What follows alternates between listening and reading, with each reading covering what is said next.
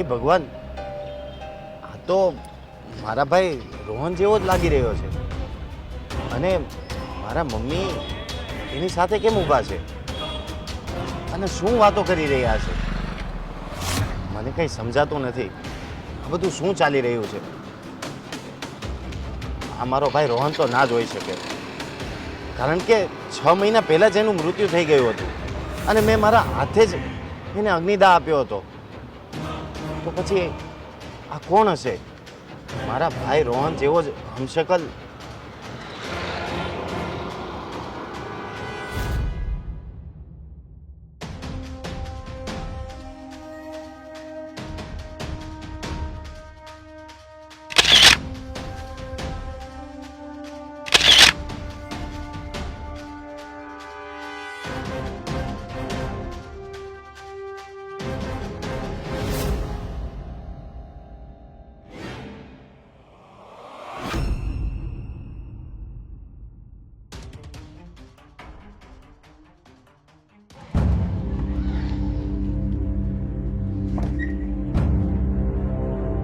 કાકા, કાકા, ક્યાં છો કાકા તમે? આ રહ્યો. બોલ ને બેટા, શું કામ છે? અરે કાકા, આવો બેસો, મારે તમારી સાથે અર્જન્ટ વાત કરવી છે.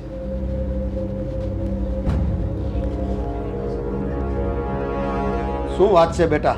તું કઈ ચિંતામાં હોય એવું લાગે છે? અરે કાકા, હું બાઇક લઈને ઓફિસ જતો હતો ને, ત્યારે રસ્તા પર મેં મમ્મીને એક છોકરા સાથે ઊભા રહીને વાત કરતા જોયા. શું વાત કરે છે? તારી મમ્મી કોની જોડે વાત કરતા હતા અને કોણ હતો એ છોકરો? અરે કાકા, એ જ તો નથી ખબર પડતી. એ છોકરો કોણ હતો એ તો ખબર નહીં, પણ એ તદ્દન મારા મરી ગયેલા ભાઈ રોહન જેવો લાગતો હતો. શું વાત કરે છે? એ તારા ભાઈ રોહન જેવો દેખાતો હતો? હા કાકા, એ એકદમ રોહન જેવો દેખાતો હતો. તમને વિશ્વાસ ન આવતો ને તો એક મિનિટ.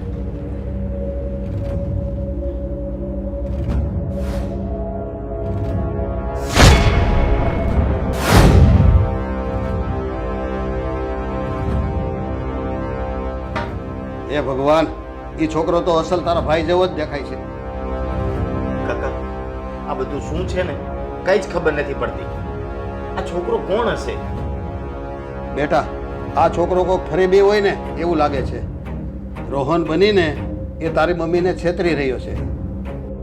નહીતર રોહન તો મરી ગયો છે. આપણે આપણા હાથથી તો એને અગ્નિદાહ આપેલ છે.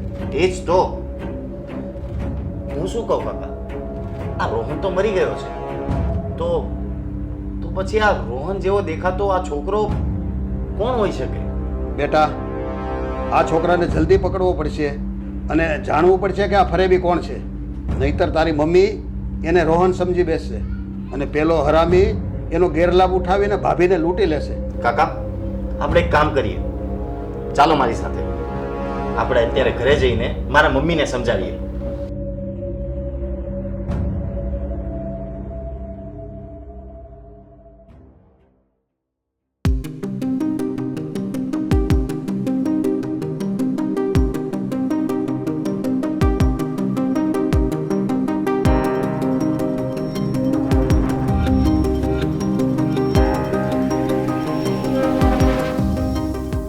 મમ્મી, આ શું ફંફોડી રહ્યા છો? દીકરા, હું રૂપિયા શોધું છું. મારે 2000 રૂપિયા જોઈએ છે. કેમ, શું કરવા છે 2000 રૂપિયા? અરે મારે જોઈએ છે, મને આપને. તમારે રૂપિયા રોહનને આપવા છે ને? એટલે તને ખબર છે કે રોહન જીવે છે? એ બધું હું તમને પછી સમજાવું. ચાલો પેલા બેસીએ.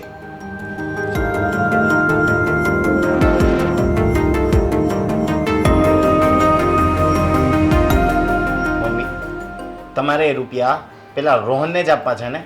હા દીકરા, મારે આ રૂપિયા રોહનને જ આપવા છે. બિચારો ખબર નહીં જ્યાં ત્યાં ભટકે છે, જ્યાં ત્યાં પડી રહે છે, ખબર નહીં કેવું જમે છે. આ રૂપિયા એને આપું તો એની થોડી મદદ થઈ જાય એટલા માટે. અરે મમ્મી, આ તમે જેને રોહન સમજો છો ને એ રોહન નથી, એની જેવી જ શકલવાળો કોઈ બીજો વ્યક્તિ છે. ના દીકરા, એક માની આંખો ભૂલ ના થાય. એ મારો રોહન જ છે.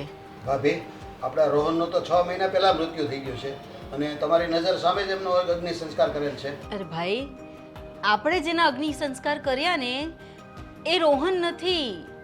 એ રોહન જેવો કોઈ બીજો છોકરો છે. મારો રોહન તો હજુ જીવે છે. મમ્મી, તમે સમજતા કેમ નથી? અરે તમે જેને રોહન સમજો છો એ રોહન નથી, કોઈ બીજો વ્યક્તિ છે. ફરેબી છે, ફરેબી. અરે એ તમને રોહન બનીને તમને છેતરી રહ્યો છે. અરે દીકરા, સમજી તો તું નથી રહ્યો. એ મારો દીકરો રોહન જ છે. એ કોઈ બીજો નથી, એ રોહન જ છે. જે મરી ગયો, જેના અગ્નિ સંસ્કાર થયા, તે બીજો છોકરો હતો. મારો દીકરો જીવે છે, તું કેમ નથી માનતો? તો ભાભી, એ છોકરો રોહન જ છે તો ઘરે કેમ પાછો નથી આવતો? તો બધાની સામે કેમ નથી આવતો અને બધાયથી છુપાઈને ફરે છે? મનસુખભાઈ, લોકો રોહનને મૃત્યુ પામેલો સમજે છે, એટલે એ ઘરે આવવાથી ડરે છે. બસ એ જ. આ વાતય ખોટી છે અને છોકરોય ખોટો છે, એટલા માટે જ એ ઘરે નથી પાછો આવતો. મનસુખભાઈ, તમે કેમ નથી સમજતા? એ મારો દીકરો રોહન જ છે. બસ ભાભી, મારે તમારું કાંઈ સાંભળવું નથી અને આ છોકરો રોહનય નથી અને તમારે એને મળવાનું પણ નથી.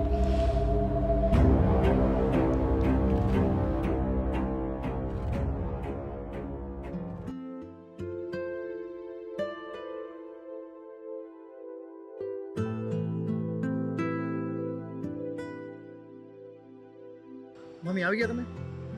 મારા માટે ખાવાનું લાવ્યા? ના દીકરા, ઘરે તારો ભાઈ બેઠો હતો એટલે હું જમવાનું ના લાવી શકી.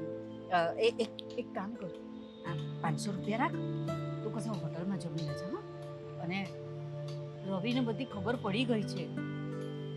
મને સવાલ કરતો હતો. હું જેમ તેમ ચાનામાના આવી છું અહીંયા.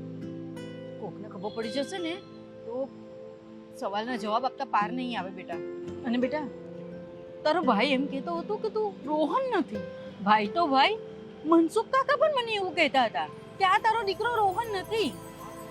દીકરા, સાચું કે તું મારો દીકરો રોહન જ છે ને? અરે મમ્મી, તમે આવું શા માટે પૂછો છો? તમને મારા પર ભરોસો નથી?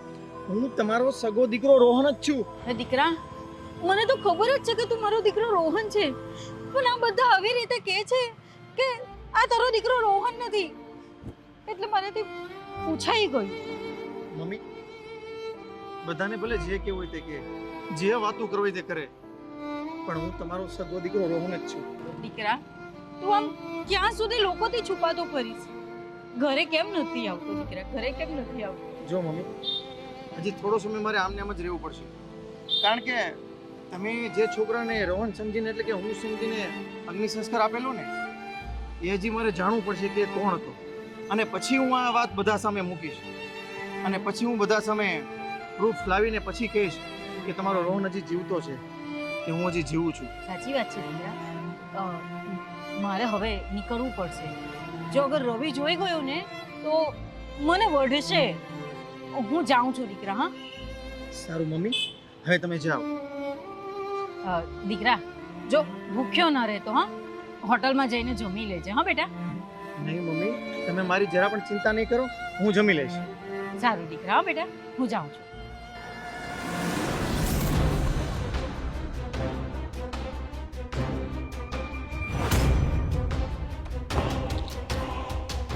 ક્યાં ગયા હતા મમ્મી? હું જયાબેનને ત્યાં બેસવા ગઈ હતી. જયાબેનને ત્યાં ગયા હતા? ખોટું બોલો છો તમે. તમે તે કાકીને મળવા નહોતા ગયા, પેલા ઢોંગી છોકરાને મળવા ગયા હતા. સાચું બોલો, એને જ મળવા ગયા હતા ને? હા, હું મારા દીકરા રોહનને જ મળવા ગઈ હતી. અરે મમ્મી, તમે સમજતા કેમ નથી? એ ઢોંગી તમારો દીકરો રોહન નથી. સમજતો તો તું નથી. એ મારો દીકરો રોહન જ છે. હે ભગવાન! અરે મમ્મી, તમે સમજો, એ તમારો દીકરો રોહન નથી. રોહનની હમશકલ છે, રોહન જેવો દેખાય છે. એ રોહન નથી. હું એક માં છું. હું મારી આંખે પાટા બાંધું ને તોય મને ખબર પડે કે મારો દીકરો છે કે નથી. અને મારું દિલ કહે છે કે એ મારો દીકરો રોહન જ છે. બસ મમ્મી, બસ, બહુ થયું. હવે મહેરબાની કરીને તમે એ ફ્રોડનું નામ મારી સામે ના લેતા. વારંવાર સમજાવવા છતાં તમે સમજતા જ નથી. હવે જો તમે એને મળવા ગયા છો ને તો હું તમારો વારો કાઢી નાખીશ.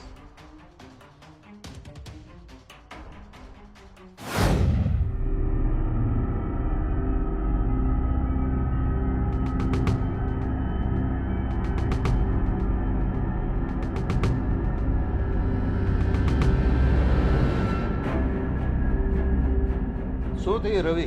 કેમ આટલો બધો ગુસ્સામાં છો? કાકા હવે તો હદ થાય છે. આ મારા મમ્મી આજે પણ પેલા ફ્રોડ માણસને મળવા ગયા હતા અને ઉપરથી એને 500 રૂપિયા આપ્યા. શું 500 રૂપિયા આપ્યા? હા, અરે હજુ પણ મારા મમ્મી માનવા તૈયાર જ નથી કે છોકરો ફ્રોડ છે, એમને છેતરી રહ્યો છે. હવે તો કાંઈ સમજ પડતી નથી કે આનું શું કરવું. કાકા હવે આપણે એ વ્યક્તિને મળવું જ પડશે અને એને સબક શીખવાડવો જ પડશે, તો જે આ બધું ભૂલશે. પણ એ આપણને મળશે ક્યાં? રોજ એ વ્યક્તિ 11-12 વાગે વડલાવાળા ટેકરે ઊભો હોય છે. મારા મમ્મી એને ત્યાં જ મળવા જાય છે. તો બેટા કાલે જ વાત, કાલે ભેગા થઈ આપણે એને સબક શીખવાડી દઈએ.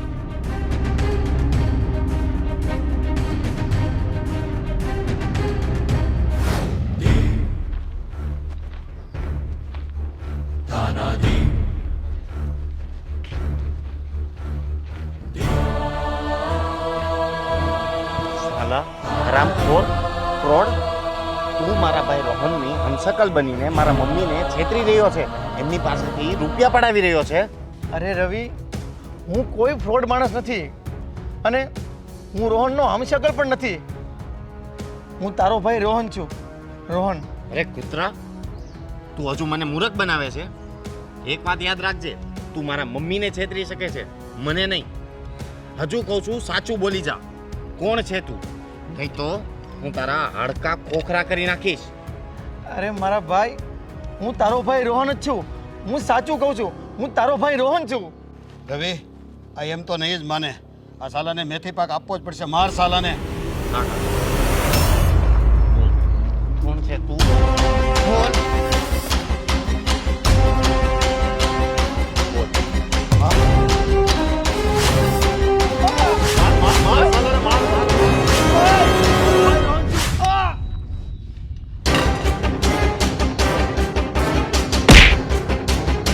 રવિ, નહીં રવિ, હું તારો ભાઈ રોહન છું. રવિ, બોલ, સાચું બોલ. નહીં રવિ, હું તારો ભાઈ રોહન છું. હા, એમ નહીં.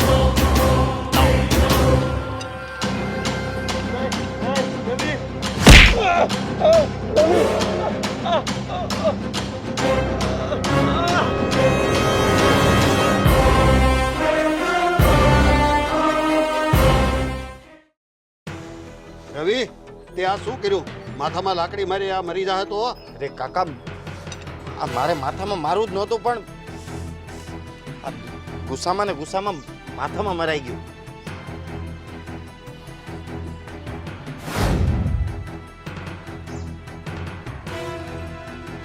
હે ભગવાન!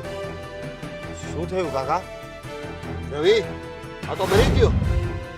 શું? આ મરી ગયા? તમે લોકોએ આ શું કર્યું? રીના, મારે એને મારવો નહોતો, પણ ભૂલથી મરી ગયો. તે તારા સગા ભાઈને મારી નાખ્યો. અરે ના, આ મારો સગો ભાઈ નથી. આ તો એનો કોઈ હમશકલ છે. રવિ, આ તારો સગો ભાઈ રોહન જ છે. આ એનો કોઈ હમશકલ નથી. રવિ, 6 મહિના પહેલા તમે જેને રોહન સમજીને અગ્નિ સંસ્કાર કર્યો હતો ને, એ રોહન નહીં પણ એનો હમશકલ. એકચ્યુઅલી બન્યું એવું છે ને કે જે દિવસે રોહન મુંબઈ ગયો હતો ને, તે દિવસે પોલીસને રેલવેના ટ્રેક પરથી એક માણસની લાશ મળી હતી અને એ લોકો એને રોહન સમજી બેઠા અને એની લાશ તમને લોકોને સોંપી ગયા અને તમે લોકો પણ એને જ રોહન સમજીને બેઠા છો અત્યાર સુધી. પણ હકીકતમાં રોહન જીવતો હતો. રોહન જ્યારે મુંબઈ ગયો ને, ત્યારે હું એની સાથે ગઈ હતી. હકીકતમાં રોહન મર્યો નથી, રોહન જીવતો જ હતો. ભાઈ, ભાઈ, ભાઈ, હું તને ઓળખી ના શક્યો. ભાઈ, મારી બહુ મોટી ભૂલ થઈ ગઈ. ભાઈ, ભાઈ, તું આંખો ખોલ. ભાઈ, ચાલ હું તને દવાખાને લઈ જાઉં. ચાલ રોહન.